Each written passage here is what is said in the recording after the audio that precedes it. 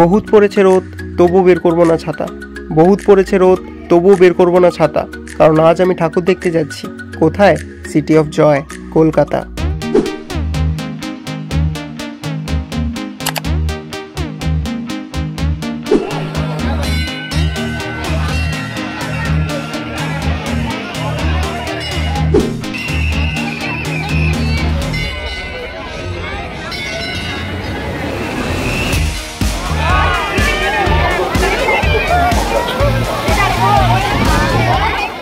কোনো বছরই কলকাতাতে প্যান্ডেল হপিং করতে যাওয়া হয়ে ওঠেনি। এই প্রথম আমি কলকাতাতে ঠাকুর দেখতে যাচ্ছি। শরৎকালের মেঘ, সঙ্গে এমন একটা দিন। তাই চলো আজ তোমাদের দেখাবো সাউথ কলকাতার কয়েকটা পুজো, সঙ্গে দেখাবো এমন এক পুজো মণ্ডপ যেখানে 3 কোটিরও বেশি ইউজ হয়েছে রুদ্রাক্ষ। তখন বাজে দুপুর 1টা, সবেমাত্র আমাদের লঞ্চ ছেড়েছে। নদীর মাঝখানে গিয়েছি, হঠাৎ দেখি কালো করে মেঘ করেছে। তুমি শুধু ইমাজিন করো, এইরকম নদীর মাঝখানে আছো আর লঞ্চ হালকা হালকা দুলছে আর ঢেউ হচ্ছে প্রচন্ড, সঙ্গে মেঘ করেছে কালো করে। কেমন লাগবে তোমার? কমেন্ট করে জানাও। যাই হোক, বলতে বলতে বৃষ্টিও শুরু হয়ে গেল। তো বৃষ্টিটা থামুক, ডাইরেক্ট তোমাদের সঙ্গে দেখা হচ্ছে ডায়মন্ড হারবার স্টেশনে। 2000 years later. তো গাইজ, এখন আমি আছি ডায়মন্ড হারবার স্টেশনে। তো এখান থেকে আমি যাব এখন ট্রেনে করে গড়িয়াতে, আর ট্রেনে করেই তো যাব। বসে আছি, কী যে বলছি আমি। যাই হোক, আমি এখন যাব ডাইরেক্ট গড়িয়াতে। তো গড়িয়াতে গিয়ে ওখান থেকেই আমার প্যান্ডেল হপিং প্রথমে শুরু হবে। আর এখন দেখতে পাচ্ছ ট্রেন একদম খালি, ঠিক আছে। এই রুটে কিন্তু ট্রেনে প্রচণ্ড ভিড় হয়, ঠিক আছে। একটু পরে তোমরা দেখতে পাবে। চলো, বেশি কথা বাড়াচ্ছি না, সোজা গড়িয়াতে গিয়ে তোমাদের সঙ্গে কথা হচ্ছে।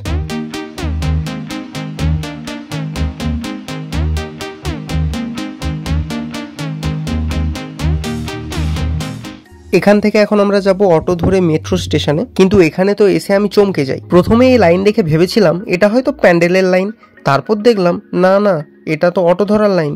যাই হোক, বেশি দেরি না করে চলে যাই ডাইরেক্ট কালীঘাটে। অনেকটাই জার্নি করে গিয়েছিলাম, তাই প্রথমে হালকা খিদে পেয়ে গিয়েছিল বলে খেয়ে নিয়েছিলাম মশলা ডোসা। আর হ্যাঁ, আজকে কিন্তু আমি ঠাকুর দেখতে এসেছি আমার দিদিদের সাথে। খাওয়ার শেষে শুরু করে দিই আমাদের প্যান্ডেল হপিং। প্রথমেই যে প্যান্ডেলটা দেখতে পাচ্ছ, এটার এই লাইট ডেকোরেশনটা কিন্তু আমার খুব ভালো লেগেছে।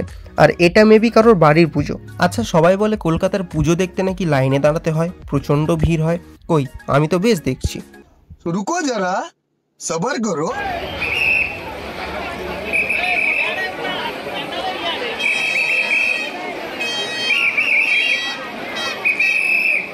আরে বাস, এখানে তো প্রচন্ড ভিড়, আর যে পাশ থেকে পারছে বাঁশি বাজিয়ে যাচ্ছে। নেক্সট আমরা এন্ট্রি করব 66 পল্লীতে, যেখানেও 1 কোটি মানুষের লাইনে দাঁড়িয়ে দাঁড়িয়ে ঠাকুর দেখতে হবে। যাই হোক, এক পাশ থেকে ভালোই লাগছে, নতুন নতুন এক্সপিরিয়েন্স হচ্ছে। ভাই, এত ভিড় কেন?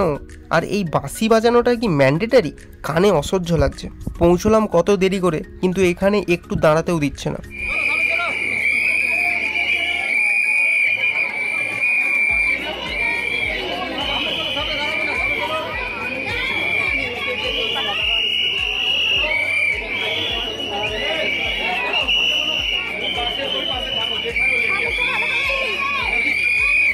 এখন যাচ্ছি নেক্সট প্যান্ডেল দেখতে।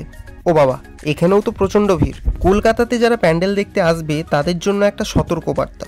হ্যাঁ, সতর্কবার্তা। ধৈর্য শক্তিটা কিন্তু একটু পকেটে করে আনবে, কারণ একটা প্যান্ডেল দেখতে 1 ঘন্টার বেশি চলে যাচ্ছে শুধুমাত্র লাইন দিতে। তারপর তো প্যান্ডেল তো আছেই। যাই হোক, এখন যেই প্যান্ডেলটা তোমাদের দেখাবো সেটা হচ্ছে চেতলা অগ্রণী সংঘের পুজো, যেটা দেখার জন্য মনে হচ্ছে 600 কোটি মানুষ লাইন দিয়েছে। মানে কি প্যান্ডেল বানিয়েছে ভাই, এত ভিড়, সেটাই তোমাদের দেখাবো, দেখতে থাকো। আর হ্যাঁ, এটাই সেই প্যান্ডেল যেখানে 3 কোটিরও বেশি রুদ্রাক্ষ ইউজ করে প্যান্ডেলটাকে সাজানো হয়েছে। আর দেখতে পাচ্ছ এতটাই ভিড় হয়েছে, মানুষরা ব্যারিকেড ভেঙে ঢুকে যাচ্ছে। আর মানুষের লাইনটা এতটাই বেড়ে গেছে, যার জন্য লাইনটাকে ঘুরিয়ে ঘুরিয়ে নিয়ে যেতে হচ্ছে। 1.5 ঘন্টার মতো লাইন দিয়ে শেষমেশ এলাম চেতলার অগ্রণী সংঘের পুজো মণ্ডপে। সামনেই দেখতে পাচ্ছ শত শত রুদ্রাক্ষ ঝোলানো। কথা বলে জানা গেল প্যান্ডেলের ভেতরেও নাকি অনেক রুদ্রাক্ষ রয়েছে। আর যেটা তোমাদের বললাম, প্রায় সব রুদ্রাক্ষ মিলিয়ে 3 কোটির বেশিও হয়ে যাবে। প্রতি বছর চেতলা অগ্রণী সংঘ কিছু না কিছু নতুনত্ব করে থাকে দর্শকদের তাক লাগিয়ে দেওয়ার জন্য। তাই এই বছরের আকর্ষণ অমৃত কুম্ভের সন্ধানে। প্যান্ডেলের মধ্যে কিন্তু লাইভ পারফরমেন্সও চলছিল। তো টোটাল প্যান্ডেলটা কেমন হয়েছে দেখতে থাকো।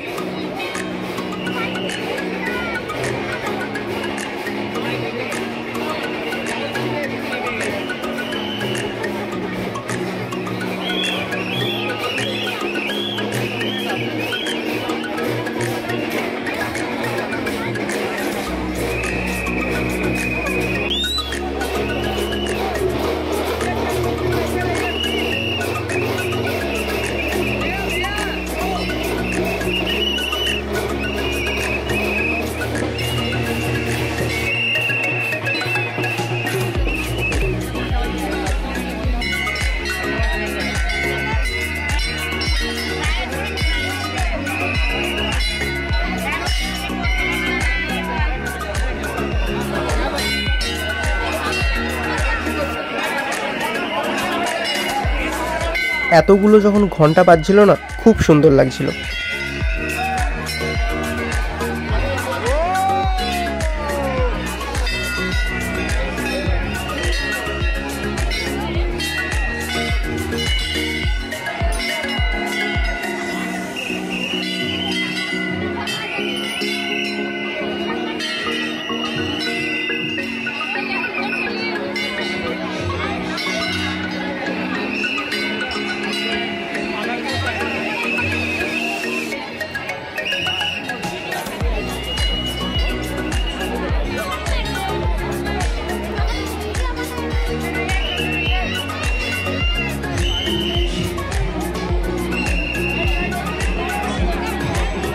আর থিমটা যেমন সুন্দর হয়েছে, তার থেকেও দুর্গা প্রতিমাটা আরও অপূর্ব হয়েছে।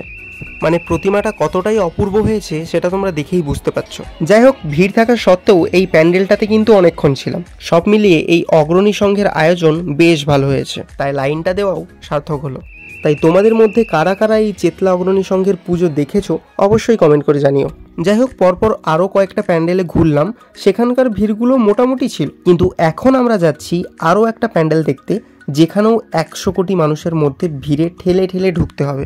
এই দেখেছো লাইন, দেখেছো? মানে 1 কিলোমিটার দূর থেকে লাইন দিতে হচ্ছে। আর সঙ্গে কিন্তু তোমরা একটা জলের বোতল অবশ্যই ক্যারি করবে, ঠিক আছে? খুব সুবিধা হবে। যাই হোক, চলো এখানেও লাইন দিই।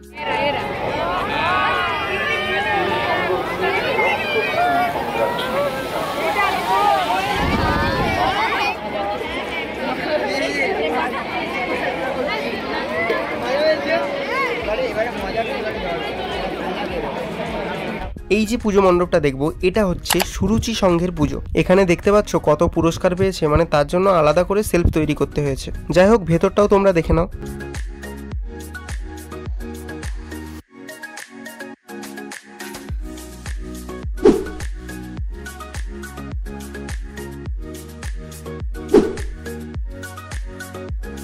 এবার তোমাদের একটা কথা বলি, শোনো। তোমরা যদি চাও আমরা এক রাতে অনেক প্যান্ডেল দেখে নেব, অনেক জায়গায় ঘুরে নেব, তাহলে পার্সোনাল এক্সপিরিয়েন্স পারবে না। কারণ প্রতিটা প্যান্ডেলে ঘন্টার পর ঘন্টা লাইনে দাঁড়িয়ে থাকতে হচ্ছে, যার কারণে একদিনে সম্ভব নয়। যাই হোক, তারপরে আরও কয়েকটা প্যান্ডেলে ঘুরলাম। আর আমাদের যেহেতু বাড়ি ফিরতে হবে, রাতও হয়েছে, তাই বাড়ি ফেরার জন্য আমরা চলে এসেছি ট্রেন ধরতে। তো ট্রেন ধরে বাড়ি যাওয়ার পথেও কিন্তু অনেকগুলো প্যান্ডেল ছিল, সেগুলোও কিন্তু দেখলাম। এবার কিন্তু পেয়েছে খিদে, তাই রাত এখন বাজে দেখতে পাচ্ছ 11টা 43।